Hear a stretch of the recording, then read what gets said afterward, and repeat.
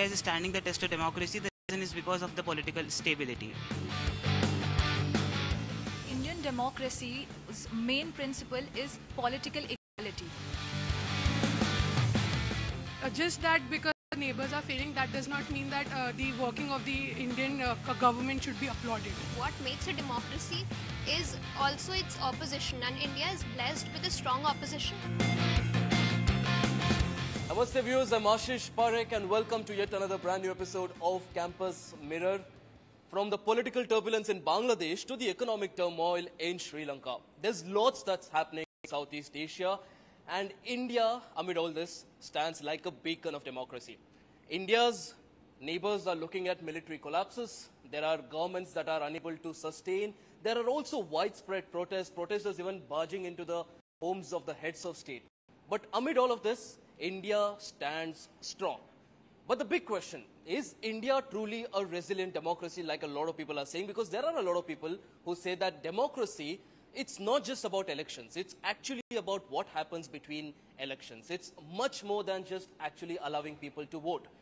So we've got both points across the nation. This Freedom Week, this Independence Day week, we'll be discussing what the youth of the nation actually think about the state of democracy in India.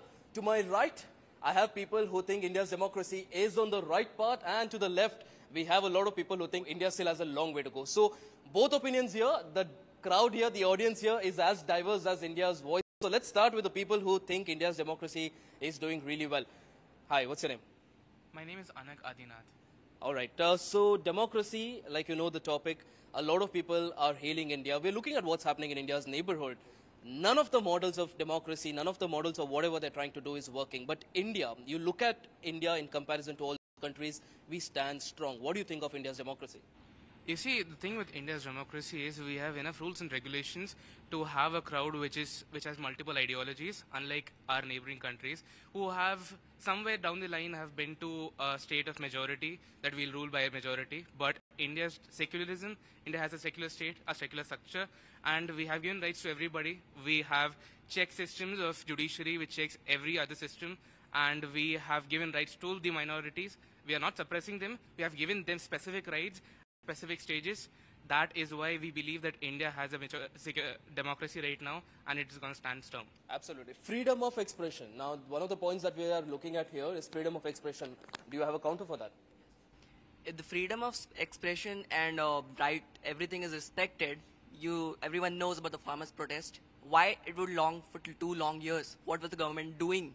Was it democracy is just a joke, or is it something really big, or it doesn't matter really? But isn't the fact that there were protests being allowed that itself a sign of democracy? They have to allow, but what were they doing for 2 years? Allowing and listening and working for them is 2 different things. All right. Okay, so that's a very interesting point. The fact that there's freedom of expression in India, but it's very curtailed. It's not allowed. Do you agree with that? I don't agree that freedom of speech is not allowed, but countering to that point, a protest that has been happened, many countries don't even allow protests to happen in their countries. The system of checks and balances and allowance of these rights are indeed a win of the democracy on their side. And also, the reason of the protest that has been changed, the farmers' bill, it took some time to rectify some mistakes and some errors, but the government hurt its people. After all, we are a democracy. We are run by the people, and the government has to listen. And that is a win for the democracy when government had heard the people and put up notions for their problems. And Yeah, I believe that India's core democratic values lies in its inclusivity, its freedom of speech and expression, and equality, right? If we look into the 42nd Amendment Act, the words socialist and secular were added to the Constitution of India. So I believe, yeah, when we talk about the farmers' protest in India, it took some time for government to realize, but again, it came to a conclusion where they rectified the mistake, they heard its people, and this is what democracy stands for the people and by the people. So yeah, India's democracy has not fallen out, irrespective of the fact that the neighboring countries have suffered a lot of turmoil with regards to the political issues or somewhere in the line religious issues as well. If you look into the Afghanistan's fall in Taliban or Sri Lanka's protest, yeah, India has stood in time for its democracy. Absolutely. So clearly there, one of the points that we are looking at here is the fact that the of people are allowed, and also the government is listening. It's not like we are looking at what's happening in our neighborhood. So do you agree with that? The fact that even people are allowed to speak, the fact that protesters can come out and say that there's no democracy, the fact that even that's allowed, do you think that's also a good sign of democracy? I mean, my fellow debaters were mentioning points about how even the protests being allowed, the farmers' protests being allowed is a sign of democracy. However, armed suppression of a mostly peaceful protest, is that really being allowed? On top of that, in Manipur, Wi-Fi shutdowns, blockages, censorships, is that also called being allowed to protest? And then the more recent example of Bangladesh's democracy failing, India has been openly supporting Sheikh Hasina, who has an authoritarian regime for the past 10 years. Is that really India showing its support for democracy? So that's what I would like to pose as a question to them. Right, and again, one of the counters that comes in is the fact that the Wi-Fi shutdowns and the network shutdowns that you talk about, these are all security measures that are taken. Because what happens is, during these periods, during these sort of riots and all, a lot of fake videos, fake messages are spread that can trigger further violence. Do you think that could be one of the reasons why these things are done? I mean, but then there would be other forms of verifying whether there is actually unrest. For example, the government actually visiting Manipur. That was never done. So if all it was just a national security measure, why wasn't there an open publication of the unrest in Manipur? At least that should have been done, no? It was just the people independently voicing their support for Manipur. So right. Also, I would like to add to that point that internet shutdowns do, they control the usage of information, the giving out of information among people, but they also restrict that information. So the closing of Wi-Fi's and networks in Manipur, that didn't only just stop people from spreading misinformation, but it was also stopping them from spreading the information that they had. So clearly there, the question is about the internet shutdowns, the communication shutdowns. Of course, the reason that the government gives is that it's a security measure so that misinformation during a very crucial, critical time does not spread. But your fellow debaters here say that this is one way of suppressing voices of the people. Do you agree? It is absolutely ridiculous for them to even state that. Reason being, there is a right to freedom of expression, but it comes with certain reasonable restrictions, which we need to take in consideration. Even judiciary is there. So why in India democracy is actually existing and thriving is because of the judiciary, and an independent judiciary plays an overly important role in an active democracy, because they are the ones who are actually putting people's voices by taking in re orders, and they are trying to take the voices of the people and authoritatively put it in front of the government and even ask them to amend certain things which they have done. So if we look at all those aspects, we should also take into consideration that we have a good democracy, and it is because of a good judicial system as well. Plus, when we look at freedom of expression, it has to be curtailed to a certain point. Otherwise, there would be ongoing violences, there would be ongoing spread of misinformation and fake news.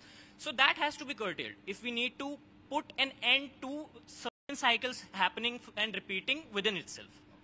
Citing a particular example, if the fire breaks down, we particularly turn off the main switch. So this internet shutdown is kind of a main switch to curtail the widespread of the fake news, the misleading questions. Also, reasonable restrictions comes, but even the police have the power under the old CRPC, under section 151, to curtail down the things, to take down the persons, to take the arrest if they are not maintaining the harmony in the state.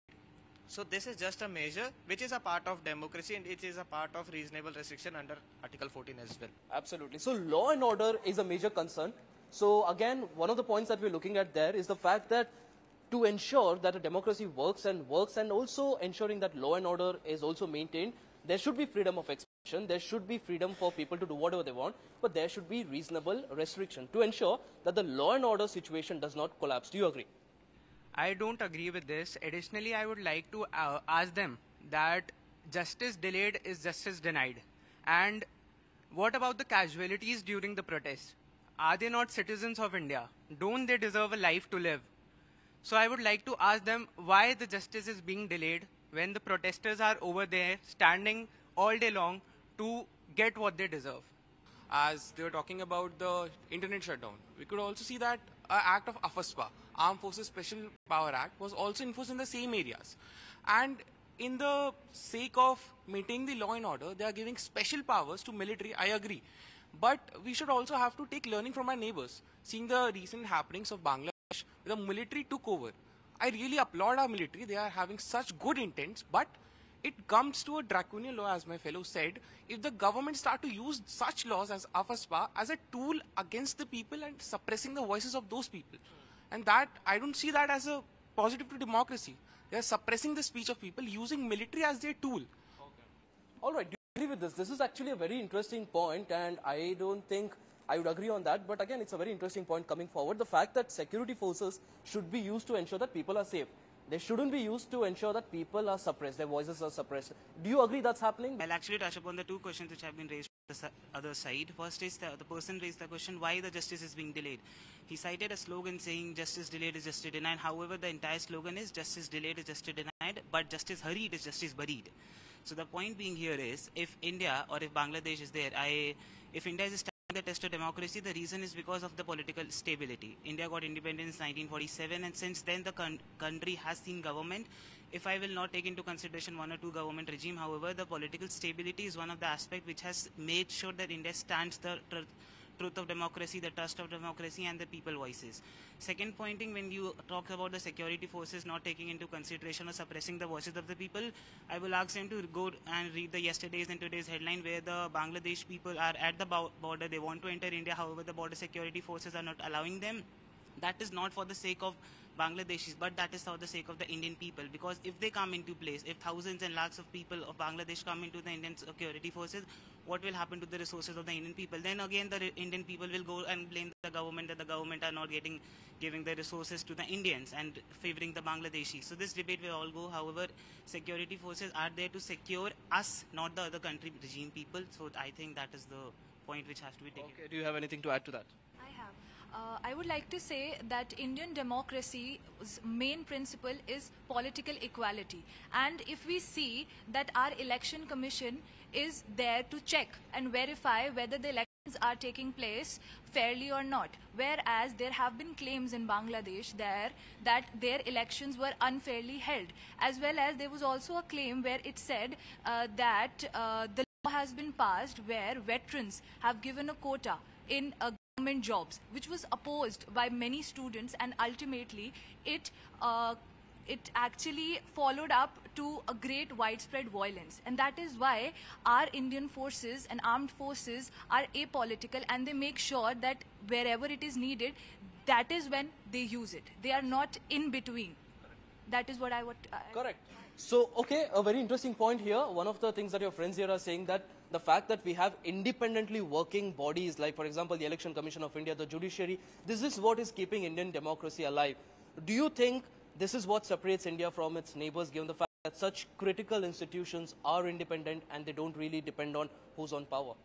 Yeah, actually, after 78 years of independence, I could say the power that is helping our democracy is the separation of powers in India. But comparing the Indian democracy to the our failing neighbors, I would like to say that just that because our neighbors are failing, that does not mean that the working of the Indian government should be applauded.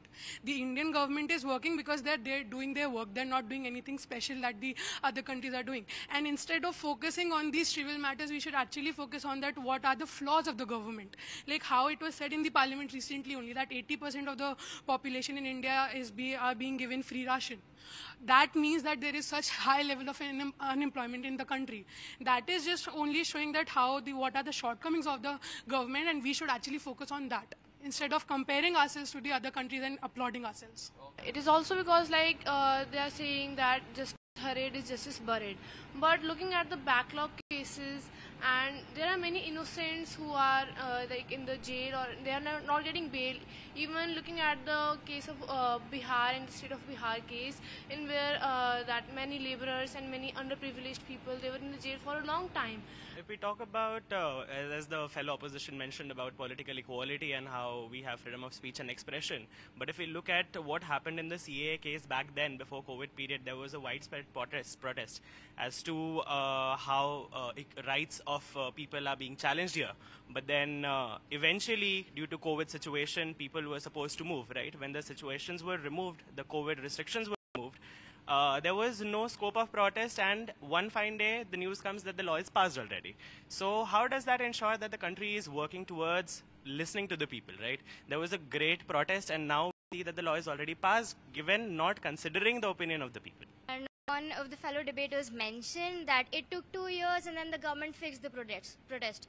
But what about the people and the civilians who were affected during those 2 years? We have heard no apology as such from the government. Nobody speaking for the civilians who were affected during the 2-year period due to the military unrest. What does the defenders have to say about that? It was not a military unrest, come on. Huh. So, but the violence that was faced by the people was still, people were affected. Thousands of lives were lost. There's no accountability from the government about that. Okay. So where's the accountability for the government? Now, this is a point that your fellow debaters here are making. The fact that the government claims that they're trying to keep law and order situation in check, but there's no accountability of the lives lost, and the protesters are not spoken to. They're directly dealt with heavy hand. Do you agree? I would like to disagree on that point, being that I think the force is used on the protesters only when it is coming from them. So when there is a peaceful protest, the security forces are just there present in order to curtail anything that will turn things bad. So if anyone is coming in front and trying to, bring up things in a violent manner, only then the forces actually stop and curtail them and do something like a lathi charge. It is only because it has to curtail the bigger violence that might happen. She was mentioning thousands of lives were lost. If not those measures, if those measures were not taken, maybe 10,000s or lakhs of lives may have been lost, because of a mob, when it forms, it is not for anyone's side. It only works for violence and takes down everything that comes in its way. So the security forces are actually doing us a favor and curtailing it at the root itself. Okay. So again, this is a very interesting point that's coming in. The fact that you blame the security forces and the government for suppressing voices in a democracy, for not letting protesters do what they want to do. But you would blame the same government if situation went bad. What we saw in Bangladesh, what we saw in Sri Lanka, it's the same government that you blame that they did not handle the situation well. But again, do you think that's the right way to deal with protesters? I think firstly, democracy is a process of becoming and not a state of being. And I would like to add on the freedom of expression point. The thing is, we saw the data protection bill. The government wants to set up a fact check unit, which will be employed by the government themselves. So how is that reasonably restricted? Like, how are we trying to restrict reasonably? Enshrined under Article 19, Clause 2 are the reasonable restrictions, wherein these rights come with certain restrictions. And often the interpretation of that clause is left to the people handling that situation and not the judiciary. The judiciary is supposed to be interpreting what comes under the ambit of Article 19, Clause 2. And in the case of any political unrest, often the interpretation of that and what comes under the ambit of that particular clause is left to the armed forces at that particular time to decide whether it is a matter of national security. Okay. So again, freedom of expression is what they're talking about. They're saying that the fact that the government is trying to decide what people actually consume, what sort of information comes out, that also is a way of suppressing democracy. No, I totally disagree with it. And adding to this point, I believe they are talking about accountability of government. But one thing which connects with accountability is fostering public trust. When you are choosing a government of your own, as rightly said, follow democracy for the people and by the people, you have to have a minimum level of trust in the government. So the accusation coming in is the fact that the government is trying to decide what people watch, what they consume, what sort of information they get, and also the point of the source of information as well. Do you think that is only a way of them trying to ensure that fake information does not spread, or do you think this is a way of suppressing the voice of the people? I think it is a very crucial measure that has to be taken to suppress, not to suppress, but to control fake information from spreading, as you mentioned. Yeah, so if you look into the matter of fact that India is such a big population, and when there's a protest happening, when there's a large protest happening, the government has to look into the depth of the actual protest. Why is it exactly happening? What is the exact problem? And so that is how I think they would take some time in getting to the justice. But rightly, like my friend did tell, that we need to have minimum level of trust in our democracy because we are choosing the government. Okay. I would like to add to their point that they said that we should look at the flaws of the government. But there's no government which is perfect. Even democracy is not the perfect form of government. Democracy is the best form of government which we can have, and we are only focusing on the government and its initiatives. But what makes a democracy is also its opposition, and India is blessed with a strong opposition which has its own views and is able to say what they think. Because if we look at the situation of Bangladesh, it had an extreme polarization of political parties where only two parties were majorly governing the whole country. But this is not the case for India. Right. Criticism always helps government to improve in what the things that they are lacking. With our criticism, government will know that what people needs and what people want. So in that way, they can improve in those areas as well. So the point of there not being a perfect government, I just want a fair government. I can understand there being imperfections, but then when there are instances of cities in like Surat where there was uncontested elections, then there were also the electoral bonds case. How am I supposed to wholeheartedly put faith in the government that it's only going to work for my well-being? That is where these points come up. You spoke about the Surat one, but just to correct you there, it was again because of the individual decision of the candidate to not stand, whatever his political reasons, but again it's not that the government actually asked him not to contest. So very interesting point there, but again because it's a democracy, I'm going to let you speak what you want. What do you think of all these counters that are coming in? They are saying that it's a flawed country, it's a flawed democracy, and we need to find a way to make it work instead of actually complaining.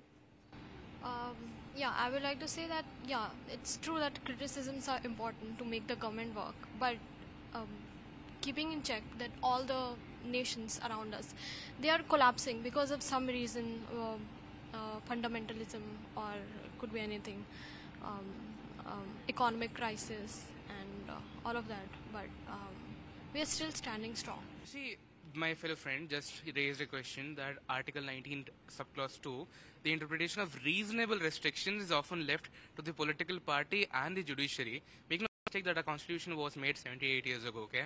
And we have been evolving ever since. The world was a completely different part 8 decades ago. The reasoning why we are still standing strong today is because we have left room for new revolutions to happen and to change with times. That is the reason why India is standing still, standing firm, and the other countries around us are not. And the opposition says that when they try to voice the concerns in the parliament, their mics are switched off, they're not allowed to speak. So the opposition also says that they are not allowed to speak as well. No, they are allowed to speak. That's why they are at the opposition. They have the points, that they have the valid points. That's why we call them oppositions. We have a very mature opposition. So like on whatever rules are coming, whatever things are happening, everyone just put their points up. We have never curtailed anyone freedom of speech and expression, and not only in the parliament or like in a Rajya Sabha or like Lok Sabha, but outside also. They are like social media and every platform, not even like the politician, but to the youth levels also. Whatever rights come, whatever bills come, they take reviews to the youth also, like what your views on it. So I think freedom of speech and expression is very far like flourishing in India, and like freedom of press is also not curtailed. Like in the Bangladesh also, like in the from 2-3 past days, Mohammed Yusuf has made a statement that whatever news they are getting from BBC and not from their media channel. But whatever happening in India, like not protest and everything, there is like freedom of press and everything. Everything is recorded, nothing is curtailed, no one is just like voicing, like no one is stopping their voice to come out. Do you think the population in India also makes matters very complex? Because usually when we say we compare democracy, you have a lot of rankings that come in. The other countries that are listed, they don't even have population as much as a state in India. So do you think, in a way, the fact that our country is so diverse, there are so many different people, so many different languages, so many different cultures, yet we find a way to move forward? That's a really appreciable thing. No, because what I think is that in the preamble we have been given that we are diverse. We know that. So our government should work on providing to the diverse population rather than thinking about a single population and giving it everything. Some points were added with my fellow friends that where the democracy has failed in terms of unemployment and some bills being passed without certain checks and balances. When we see that the democracy is born, it learns to crawl, then it learns to walk, and then it learns to run. But when we run, we sometimes also fall. That's the spirit of the democracy, that when we fall, we have that system to rise up and we keep ourselves strong. When we have certain institutions that have made us survive through such economic crisis, financial... So you're basically saying it's not perfect, but at least we should be happy with what we have.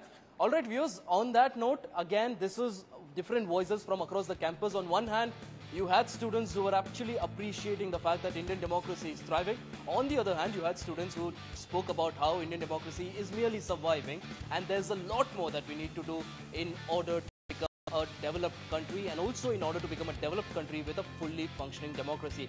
Well, these are different voices from across the campus. Like you see, different voices from across the nation. We'll be getting you that and a lot more on the other episodes. Stay tuned to Campus Mirror.